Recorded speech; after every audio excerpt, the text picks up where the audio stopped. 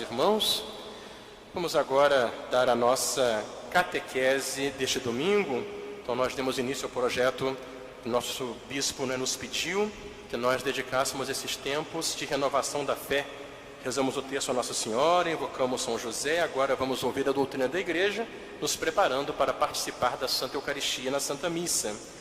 Semana passada nós falávamos que o ser humano, ele naturalmente é religioso. Como Deus nos criou a sua imagem e semelhança, nos deu uma inteligência capaz de conhecer a verdade, Deus colocou em nós essa necessidade de buscá-lo, essa necessidade de conhecê-lo.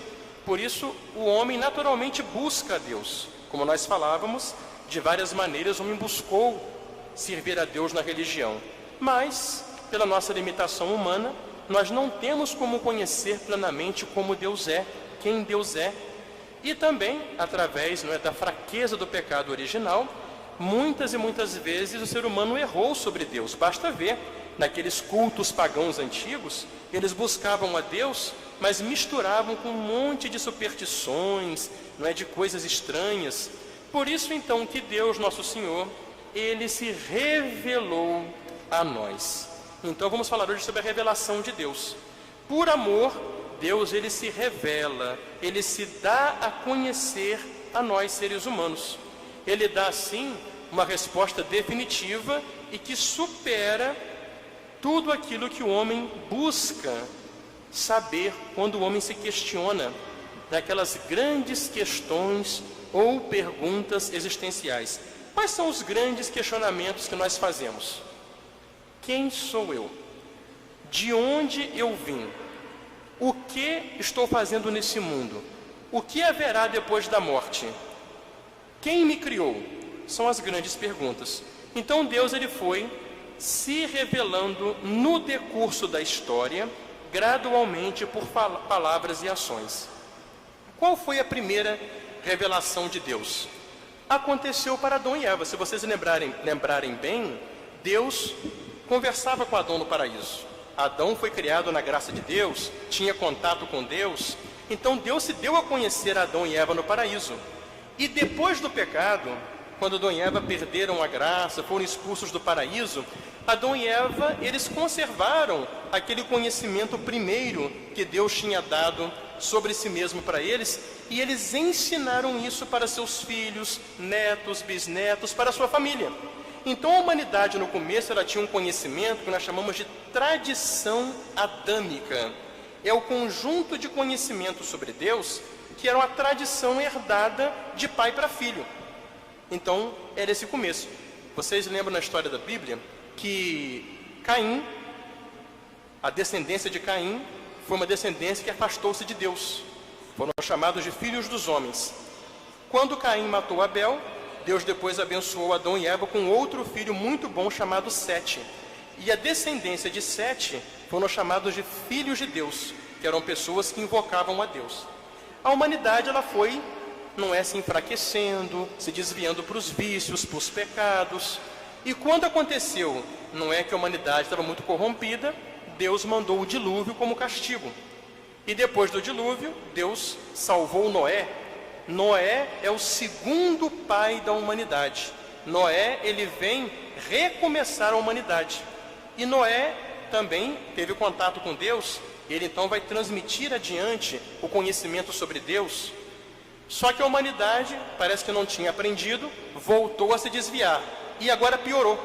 Se Deus tinha castigado o mundo na época de Noé por erros de vida moral, de perdição e corrupção de pecado, depois a humanidade teve um desvio pior, que foi a idolatria.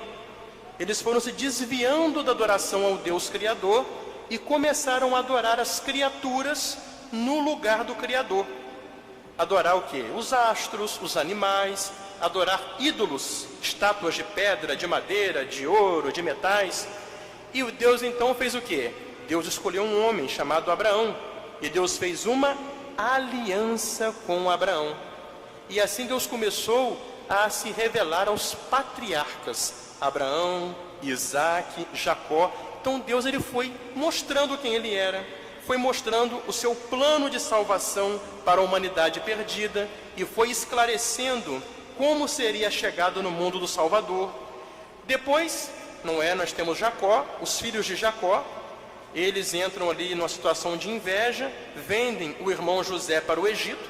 José acaba sendo vice-rei do Egito. Na época da fome, ele acolhe a sua família, seus irmãos lá no Egito, e o povo judeu começa a crescer no Egito, até virar um grande povo. Mas ali eles ficam dominados pelos egípcios, ficam escravos.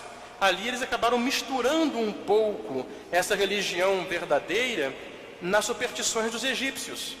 E quando estavam sofrendo, naquela escravidão pior, eles clamaram a misericórdia de Deus. Se lembraram, é o Deus de nossos pais, de nossos antepassados, de Abraão, de Isaac, de Jacó. Deus mandou Moisés. Moisés libertou o povo do Egito. E Moisés recebeu de Deus as tábuas da lei. E por meio de Moisés é que Deus deu a lei para o seu povo. Então, por meio de Moisés, Deus então ele foi esclarecendo mais ainda quem ele era. E ele formou o seu povo, o povo de Deus do Antigo Testamento. Esse povo, depois que Moisés morre, eles entram na Terra Prometida. Lá na Terra Prometida, eles começam, infelizmente, a se misturar com o paganismo dos povos vizinhos. E acabam traindo Deus, adorando Baal, Astarô, esses deuses pagãos daquelas épocas lá. Então Deus começou a mandar o quê? Profetas. O que era o profeta? Era um homem que falava em nome de Deus para poder corrigir o povo, colocar o povo no caminho certo. E através dos profetas, Deus foi revelando cada vez mais quem ele era, qual o plano dele. Deus foi prometendo de modo mais claro e explicado quando seria a chegada da salvação. Então assim Deus foi se revelando.